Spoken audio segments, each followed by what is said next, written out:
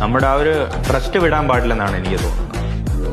Hi guys, excitement പീക്കില് നിൽക്കുന്നു. ഇതുപോലത്തെ match ആയിരുന്നു നമ്മുടെ 2020 വേൾഡ് കപ്പ്.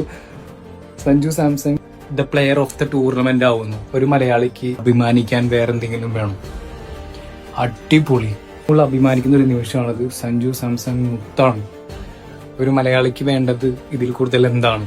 കാരണം നോമ്പായിട്ട് കൂടി ഞാൻ മാച്ച് ഇരുന്നിട്ട് നമ്മൾ അത്രക്കും നമ്മളെന്താ പറയാ, നമ്മൾ ഇരുത്തി മീൻസ് നമുക്കൊരു നിരാശയില്ല.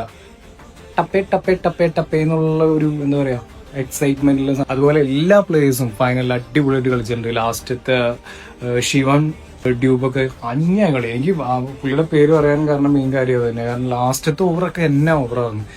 ഫസ്റ്റ് 4, ഡബിൾ 6, പിന്നെ 4, പിന്നെ ഒന്നും കൊടുത്തില്ല, പിന്നെ ഒരു 4.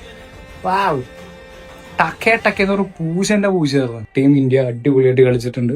Hats off to all the entire players. അതുപോലെ തന്നെ ഇന്ത്യക്കാരനും മലയാളിയും എന്നുള്ള രീതിയിൽ നമ്മളൊക്കെ കൂടുതൽ അഭിമാനിക്കണം. Because Sanju Samson the best player. എന്നാ പൊളി പൊളിച്ച്. യെസ്, അങ്ങനെ ഇന്ത്യ 2020 വേൾഡ് കപ്പ് വീണ്ടും അടിച്ചിരിക്കുന്നു. Excitement peak. കാരണം കളി കണ്ട് ആ ഗൂസ് ബംസ് ആയിരുന്നു. What A game. പൊളി.